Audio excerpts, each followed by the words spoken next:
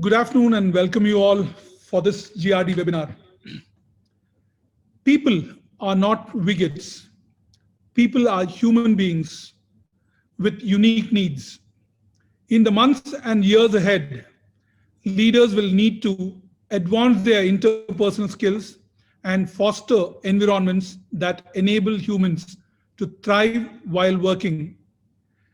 Brain Bailey uh, we'll discuss today the strengths, psychological safety, emotional intelligence, the decency quotient, and cultural intelligence, and how your understanding of these concepts can strengthen your ability to create extraordinary leaders and co-workers while fostering collaboration, creativity, and innovation. Very happy to host my friend and a fantastic thought leader, Brian C. Bailey. Welcome you. Namaste and Medea Wanakam. I'm actually an India file. I've been coming to India for 14 years, and I have traveled all over your amazing continent. And I've just so grateful. I've had the pleasure of going to Varanasi and Bangalore and Goa and Delhi, Mumbai, all the way up to Dehradun. And I've seen the caves. I was looking at those beautiful pictures. So Dr. Ram, thank you for including them in the introduction, because I just have an enormous love for India, and at any opportunity where I can speak to folks, especially younger folks that are in the beginning of your careers, it's just always such a great pleasure. So thank you very much. What I'd love to do is just quickly test out the chat box. So if you would please do me a favor, and what emotion are you feeling right now? So if you wouldn't mind going ahead and popping that into the chat box, that would be terrific. And while you're doing that, I will load up my presentation.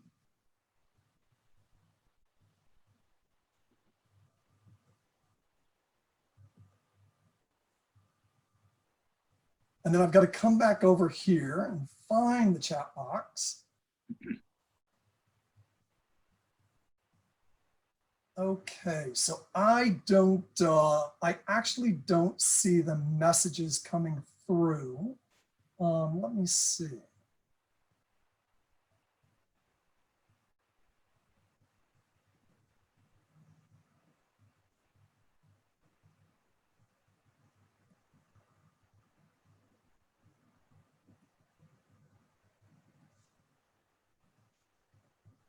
Thank you for your patience. So it's not letting me type. So I think I see a couple of messages. Okay, great. So we do have a couple of people. So there are going to be several times when I will ask everybody to type something in the chat box. So if you, if you would amuse me and please jump into the chat box, it would just make the conversation a little bit more interesting for me, and so I can gauge where we are. So let's go ahead and kick off. We are going to be talking about valuing the human. And in that amazing introduction, you've heard about my career journey. A few of the highlights that I'll just kind of touch on that weren't mentioned. I actually started my career at IBM, and gosh, that was in 1989. So a really long time ago. And I joined as a sales consultant. And, I have used that consultant skill set my entire career. And I just, again, if there's any opportunities for any of you to develop consulting capabilities, I'd recommend it, because again, I've used it my whole career. I was in sales, and then I moved into public relations. So Rogers and Cowan, it's a public relations firm in Los Angeles, and they focus on the entertainment business. So I was doing lots of publicity events, lots of movie events, working with artists and actors, and really loving the public relations. But then I got hired away to go work for Shefflin and Somerset. Shefflin and Somerset is a wine and spirit importer, and they import products which I know many of you might know quite well. Johnny Walker, because I always see the big Johnny Walker displays at the airport duty free, and also Hennessy and Grand Marnier, Moet and Chandon, Dom Perignon. So really some really nice brands of wine and spirits. And that's where I began my marketing journey. And I was doing lots of event marketing programs in Southern California. And I got noticed by Sprint, and Sprint was launching the wireless brand in Southern California in the late 90s. So they hired me to come head up their promotions. And so I was at Sprint for almost 10 years. And then Verizon hired me to come over as an executive coach. So I joined Verizon as an executive coach. The journey's been amazing. I have moved into HR business partner role, into talent development role as well. And that's what I'm doing now. I'm based in Hong Kong, and I'm focused on talent development programs for international. So I mentioned to Dr. Ram, I really want to stay away from making our conversation today about my employer. And I really want to focus on just some topics that are super interesting to me and are energizing to me. The one thing that I will add would be my strengths, talents, my top 5 talents. My number 1 talent is adaptability. I 100% go with the flow. I'm not a planner. And so the beauty of that is I live in the moment. The downside to that is I don't know what's going to come out of my mouth, and I don't know where this conversation is going to take us. But I am high includer, so I'm excited to make sure that all of you are included along with the journey. I am high communication, so I love to talk. So I'll try to make sure that there are times when we get to the chat box to see how you're feeling as well. I'm high empathy, and we're going to talk about that in a bit, because I think, you know, when I think back 14, 15 years ago, I think empathy really got a bad rap. And as you're going to find out, with the way that the world is changing, actually empathy is becoming increasingly important. A couple other of my talents: I'm an activator, so I show up with a sense of urgency. So I like to keep things moving, so you'll see that today. I bring the pace, and I also have something that's called high command. So that is direct. I'm direct, I'm decisive. Hopefully it's not too intense where I scare any of you off, but I have command in the way that I speak. I'm sure that the people living upstairs will be banging or jumping on the floor or the walls at some point. So I'll have to bring it down a notch. But I just think that's really important for everybody to know what your talents are and who are you as a person, because valuing the human, the importance of humans at business is becoming, as you're going to see in a minute, increasingly important. As Dr. Ram noted, people are not widgets. You know, I've been in the workforce since 1989. And there have been times when I have felt that I was just hired to execute on a job with no care or attention to my emotions or, you know, what I wanted to achieve. It was really, gosh, we pay you a salary. We want you to show up and we want you to execute and do the job. And the development conversations were always about, gosh, these are the things that you don't do well, right? And we're going to sit there and have a conversation about the things you don't do well. Well, it's so funny because I can go all the way back to IBM. One of the things that I didn't do very well was financial acumen. And so through the years, financial acumen always came up where, hey, Brian, you know, why don't you focus on this? Why don't you focus on financial acumen? It's not a talent of mine. It doesn't come to me naturally. I have to work extra hard at it. And so again,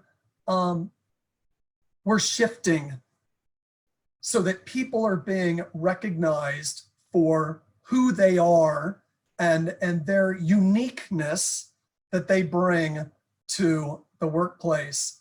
You know, people are not horses either. And I put that up there because, you know, people think about horsepower, more for less.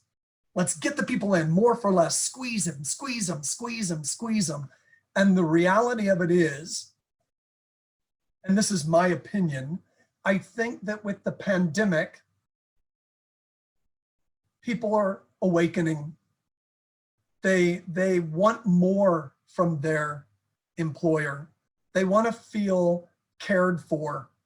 They want to feel that, you know, I do have opportunities to develop and to grow. We've actually seen an enormous shift from people leaving the company because of supervisors. You know, there's an old adage that people don't leave companies, people leave managers.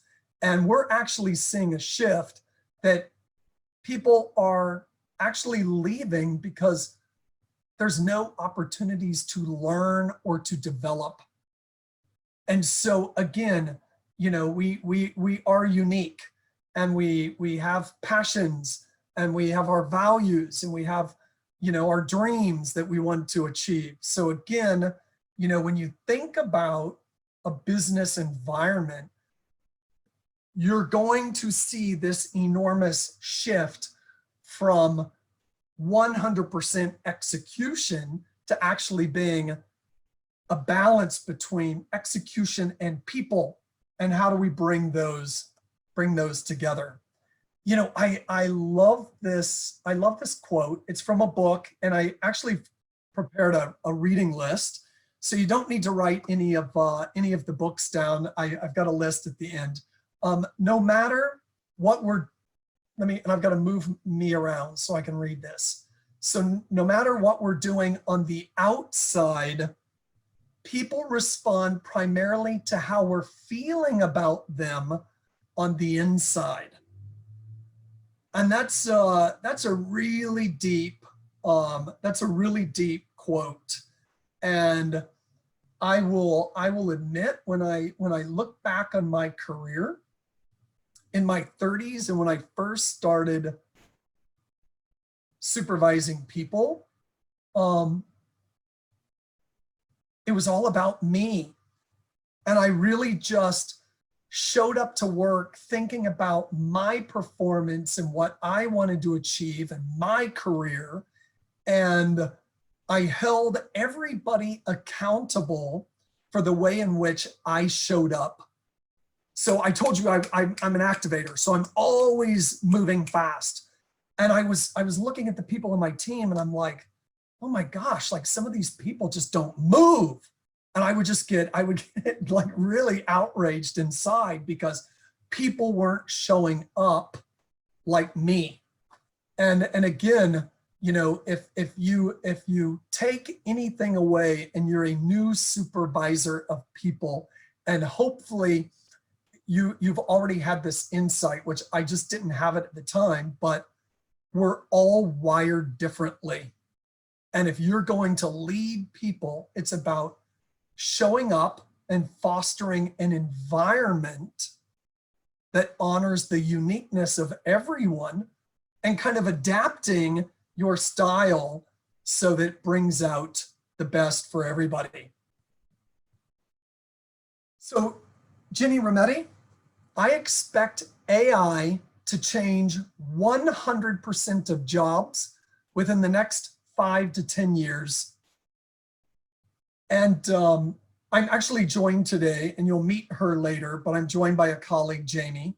And Jamie and I and our team, we do talk about adaptation a lot, because the reality is things are moving so incredibly fast, and technology is taking parts of jobs away at a really fast pace. And so it's really challenging all of us to think about our adaptability and our learning agility. Because with all of this happening around us, every time you hand off a skill to technology, you must reach up to add capacity to your arsenal. So again, if you're handing off some of the work that you're doing because of technological advances, what you're going to start seeing is a huge shift in capability. And I really like this graphic. And this is IBM data. But again, as you can see, core technical skills are actually reducing in criticality, where you see the behavioral skills starting to move up. So again, agility, being adaptable, being able to prioritize with everything going on in our brains. Can you prioritize meaningfully? Being able to work effectively in team environments. So with globalization, it's not just teams within India, but you might actually find yourselves quickly surrounded by a culturally diverse organization. And then you have to start thinking about, how am I showing up? And how are you adjusting to the unique differences of all the cultural differences? We'll talk about that a little bit more. Communication skills becoming increasingly important, interpersonal skills. As you can see, the capacity for innovation and creativity, and then ethics and this is just so important to me right now, and I know it's represented in different words, in different social and religious texts, but with the pandemic and working in a large organization, if everyone at work, and not just work, we could just say on the planet, if everybody had this as a mantra, do unto others as you would have them do unto you, imagine the difference that would make to the world that we live in. And for me, I do think about it from a professional perspective, a work perspective. How are you showing up? And are you showing up, from a place of love and collaboration and partnership? Or are you showing up from a place of power? And if you're showing up from a place of power, it kind of goes back to that quote that I had at the beginning, that people will know how you feel about them based on what you think about them. So I just think, again, as we move into this new dynamic, and as you can see, we're social animals. We devote a significant portion of our brain power and our thinking to dealing with interactions with other humans. So I don't know what the percentage is, but it's over 90, 95% of the time. We're just processing, what about this relationship? What did they say? What did he say? What do I need to do about this relationship? What do I need to do for this person? It's all socially oriented. And one thing that I find really interesting is the concept that social pain is the same as physical pain. It triggers the same regions in the brain. So if people are not selected for a team, or if people are left out,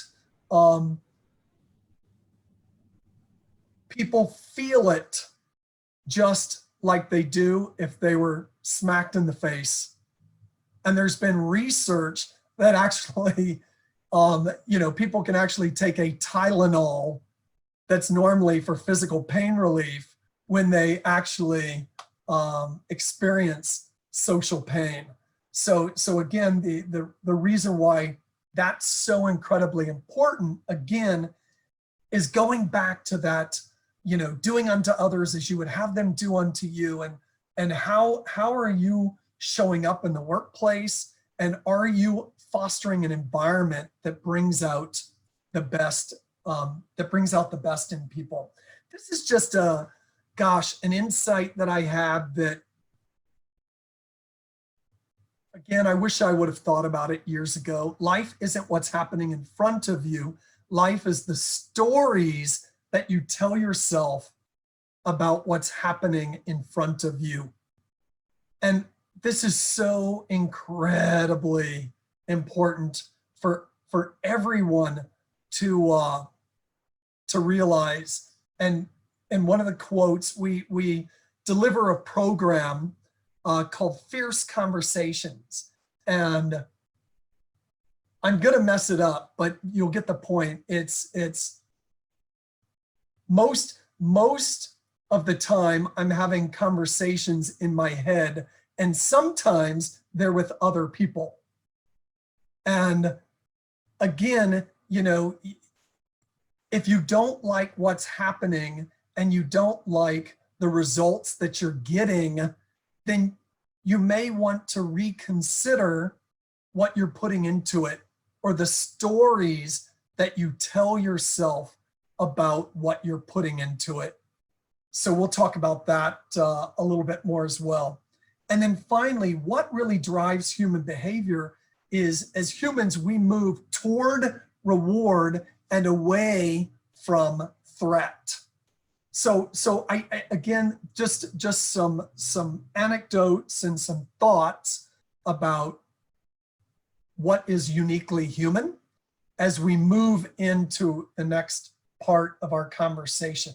Now, this was something that I learned in my neuroscience certification, which is called the SCARF model. It was created by David Rock, and David Rock, he leads the Neuro Leadership Institute, and he's written a couple of awesome books, one specifically Your Brain at Work.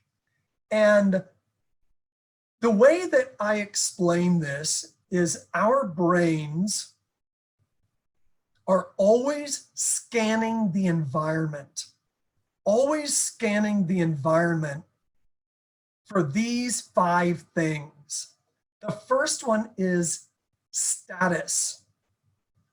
Who am I compared to who are you? And again,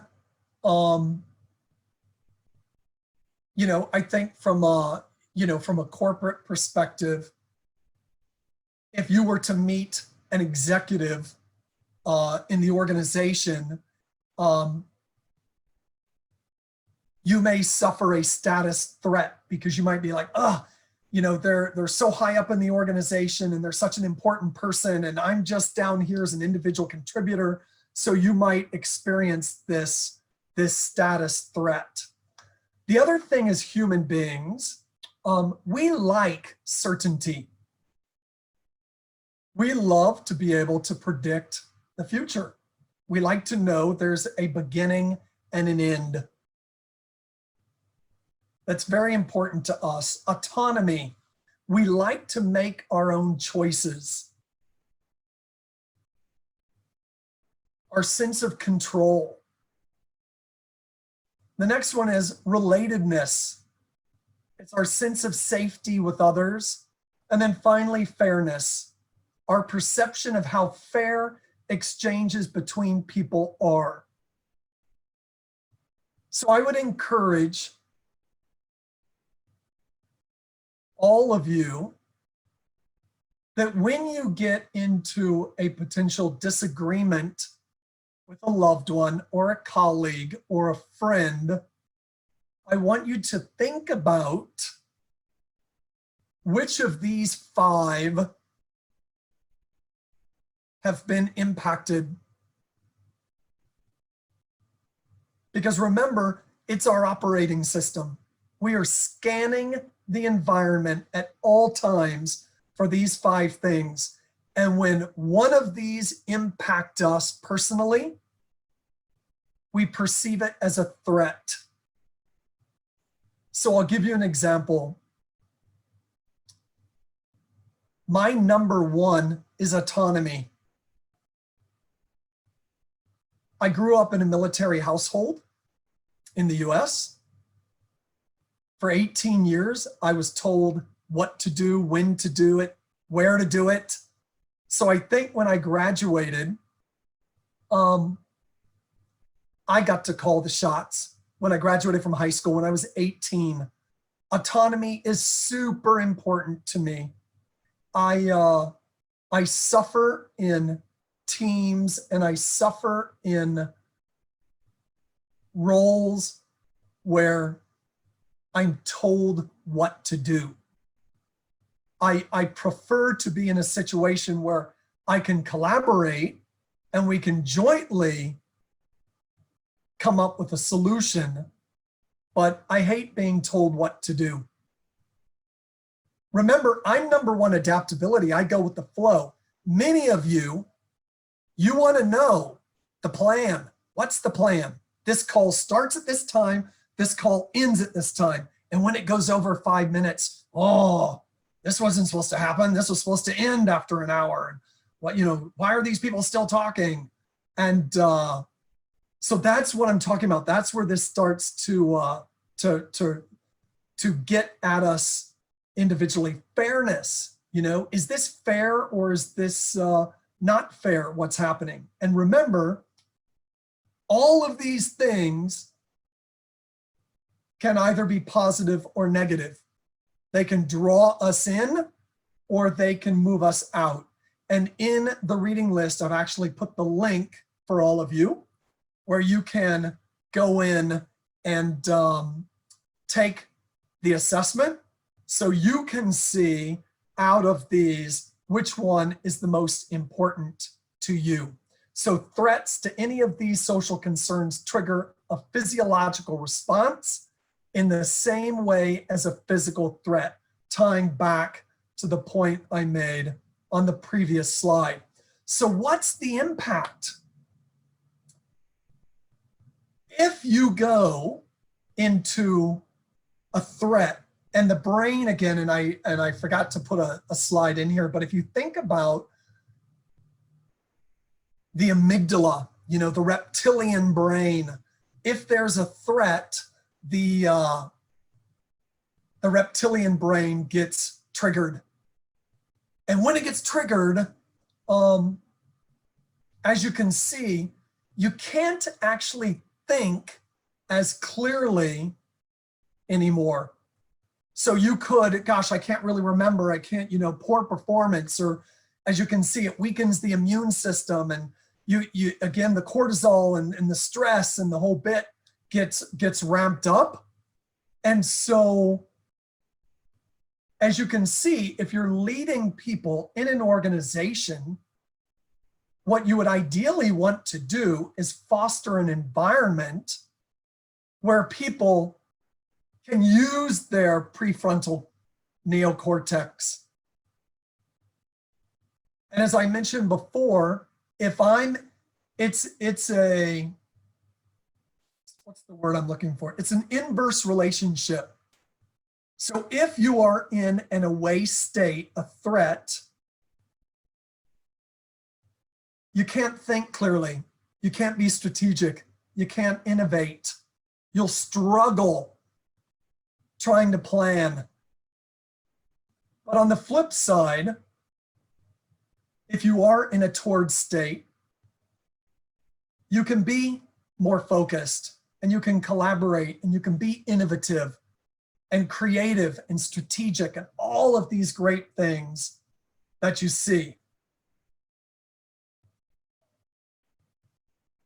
And when you look from a leadership perspective, why this is so incredibly important is because it impacts problem solving, your ability to communicate, collaborate, general productivity.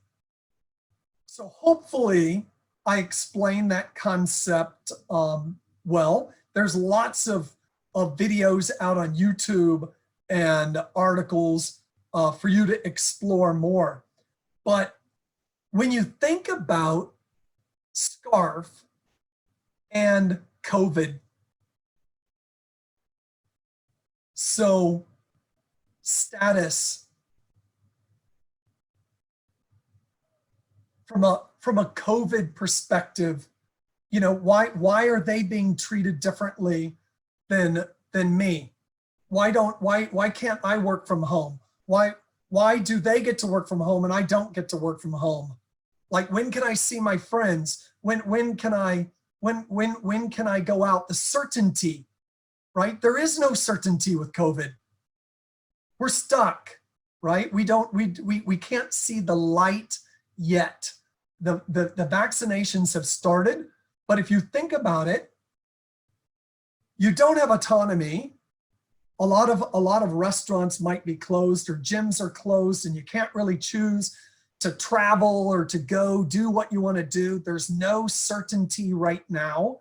You can have some status threats. You might not feel safe, right, with your relationships. It's not fair. What's happening with this pandemic is not fair. So right now, if you think about it, everybody, the whole planet is right here. The whole planet is in an away state. It's a threat. And each of you can probably look down this list and think, gosh, I am more anxious than I used to be. And sometimes my head hurts and I'm not really thinking clearly and I'm not doing the work that I used to do. You know, I might not be feeling really well, or I'm not feeling super positive. And so just with what's going on the planet, we all start here. So now it's a question of how do you move from here to here? How do you start to foster an environment to shift people over? And as you can see on the right-hand side, the actions you can take, you know, recognizing improvements and providing positive feedback, ongoing. You know, we might not have a lot of certainty, but the certainty that we can clarifying that, making a plan with the information that we have today, sharing stories, finding common ground, starting to think about transparency, ground rules.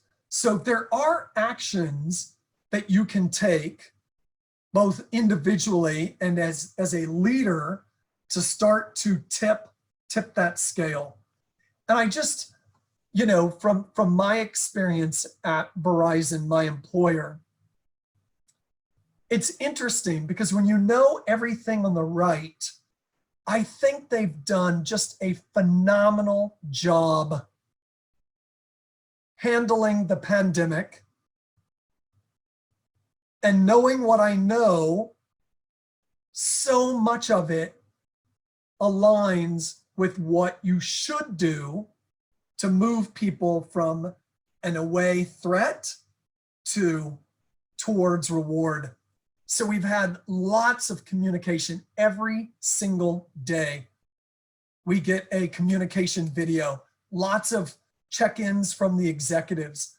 We have implemented a new engagement survey. The team that I work with, we run lots of mindfulness programs, change management programs, how to navigate change. There's been an entire campaign on kindness, making sure that we have lots of virtual meetings. For our team specifically, we do have a good laugh. We spend the first 20 minutes with some team builder questions. They're always funny, and they're meant to really connect us during this time as well.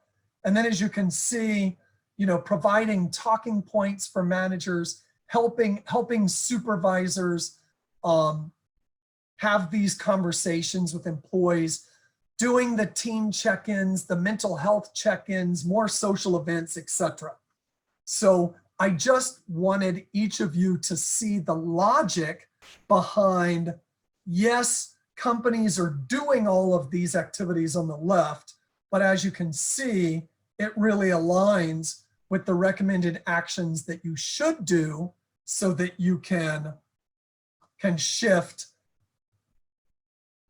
and make people feel more psychologically safe.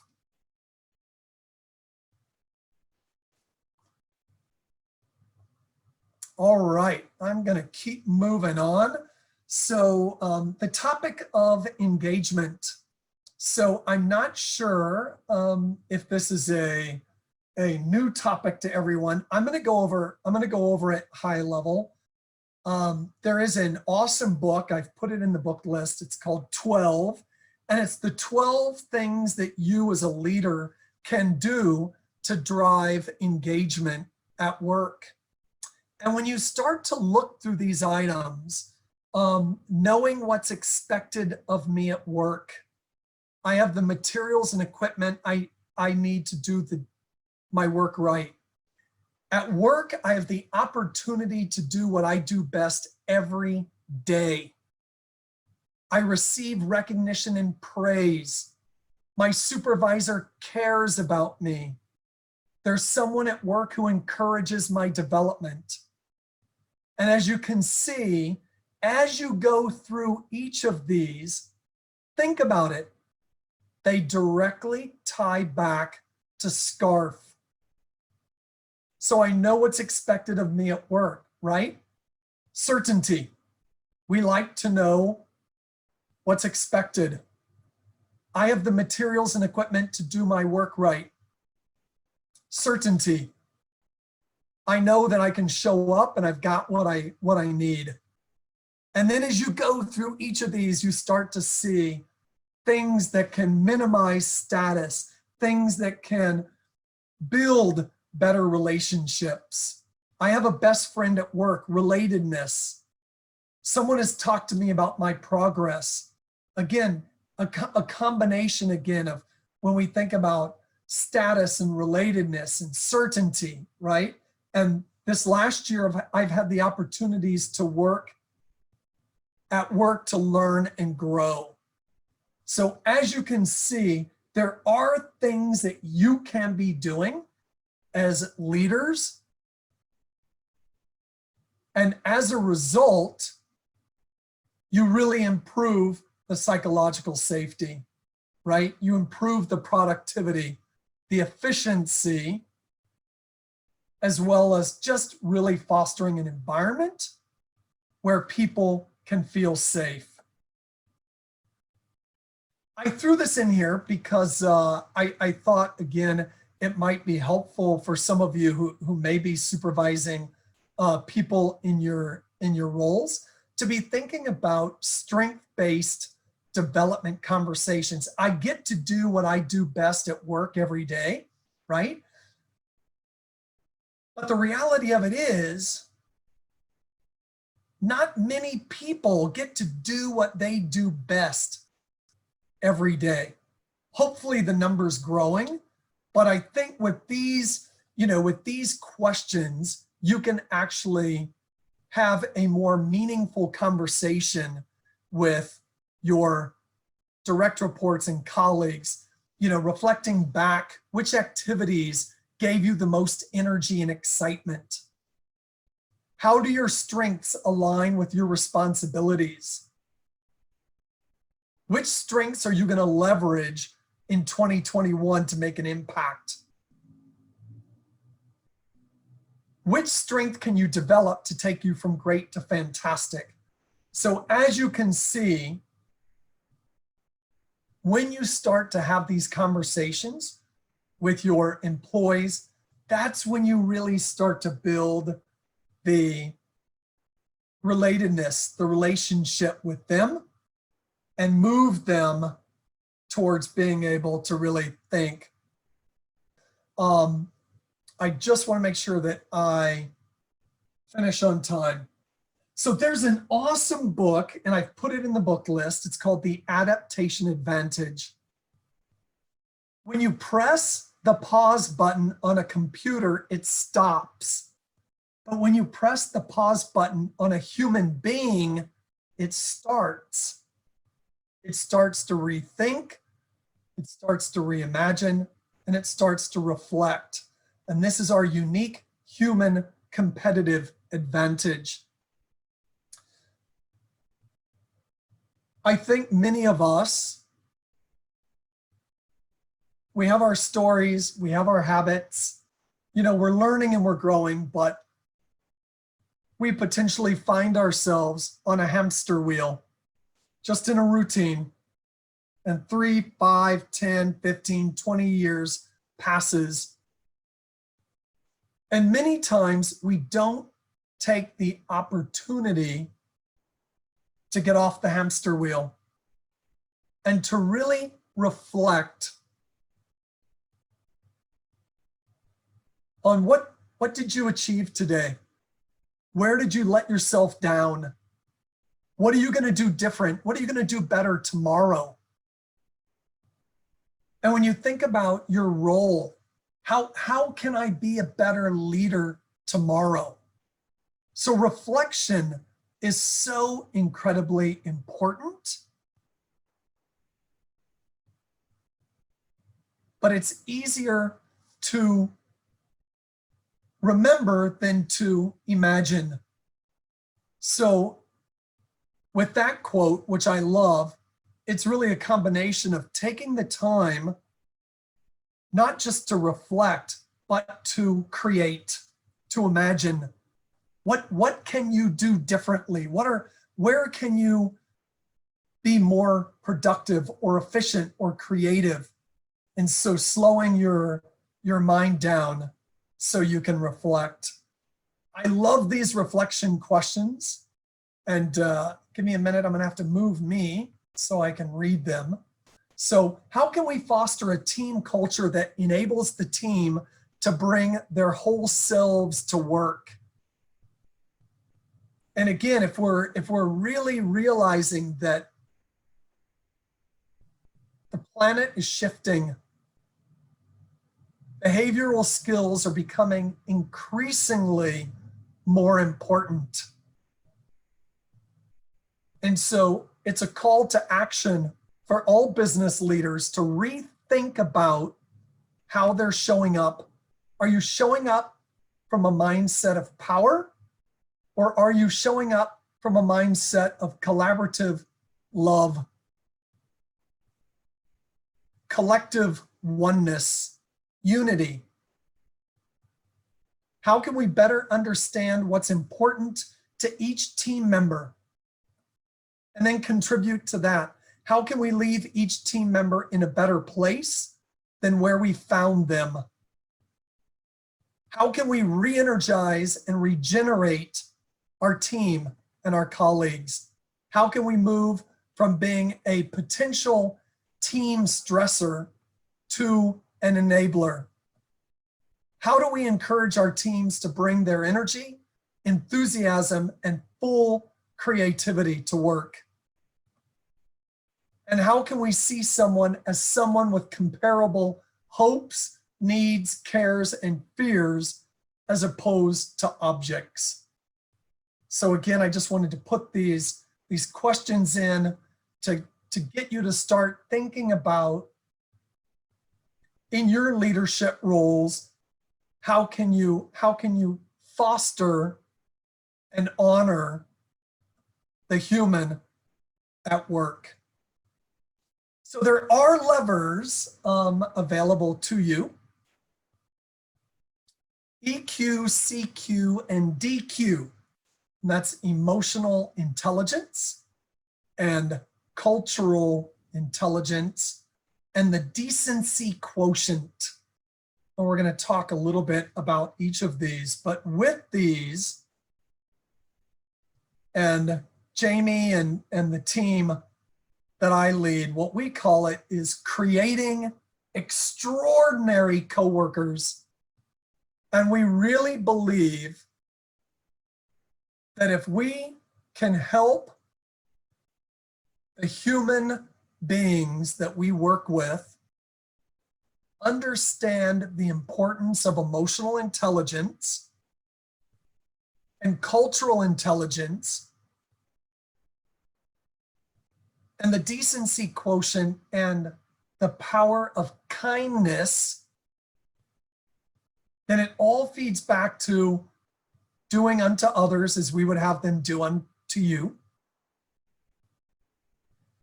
It feeds back to the concept of SCARF and really thinking about,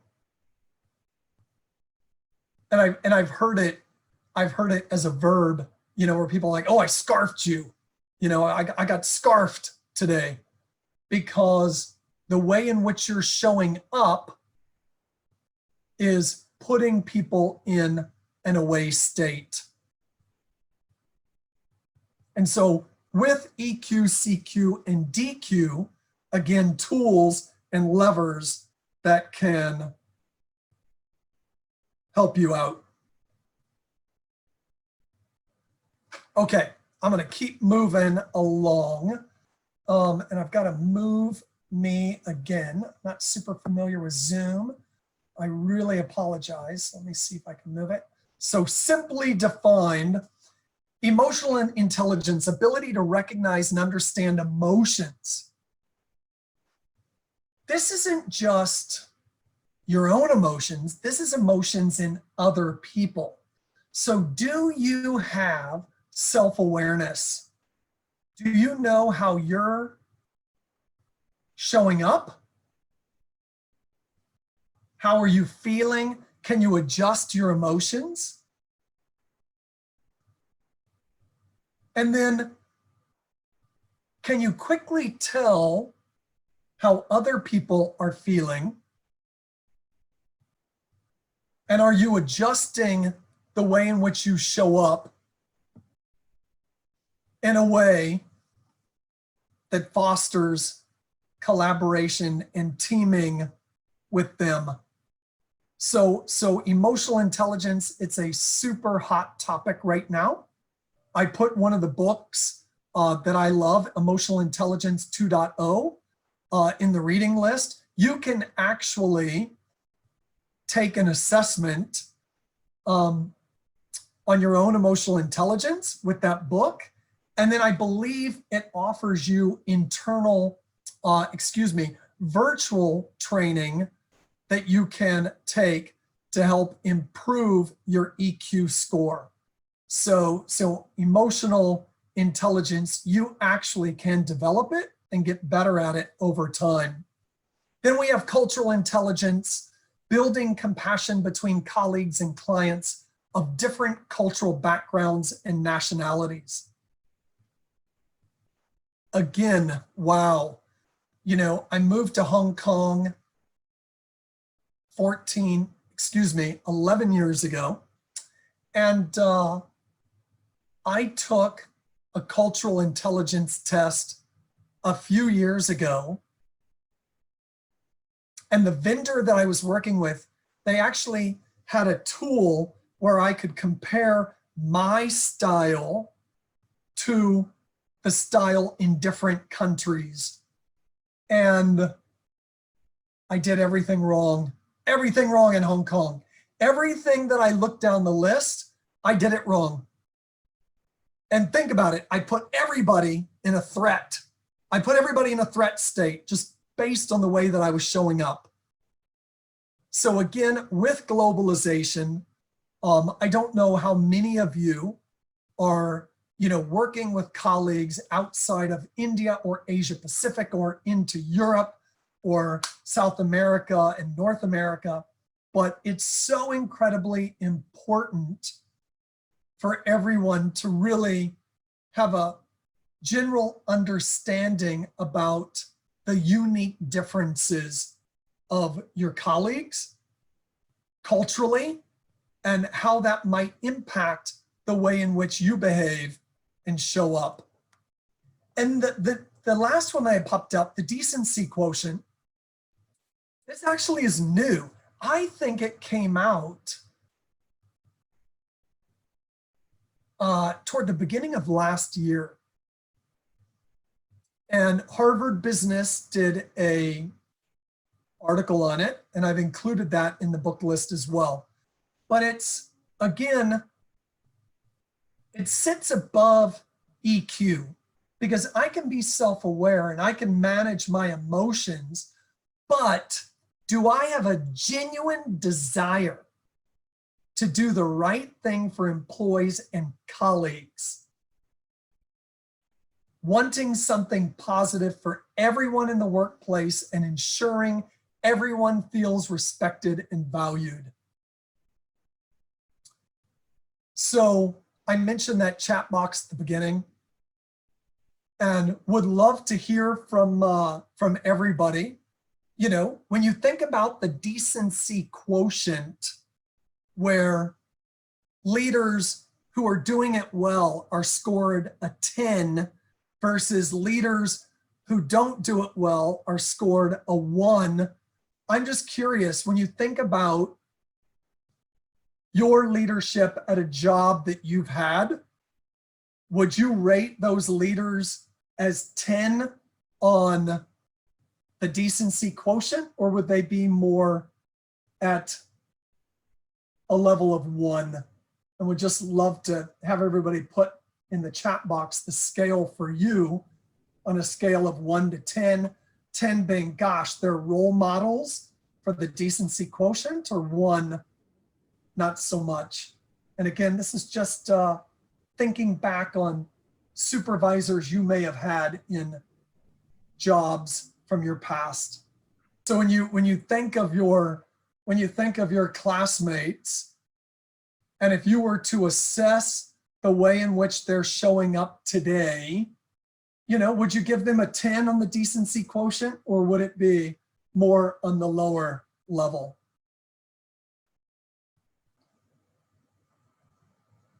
Okay, scores are coming in. Thank you so much. So 7 and 8 and 6.5. Suchitra, thank you. 9. 8, 8. All right, good. So, and you know what? I would probably agree with a lot of these higher scores, because on my trips to India, I have only observed really high levels of decency quotient. So I can see how that starts at a very young age. So what we're going to do now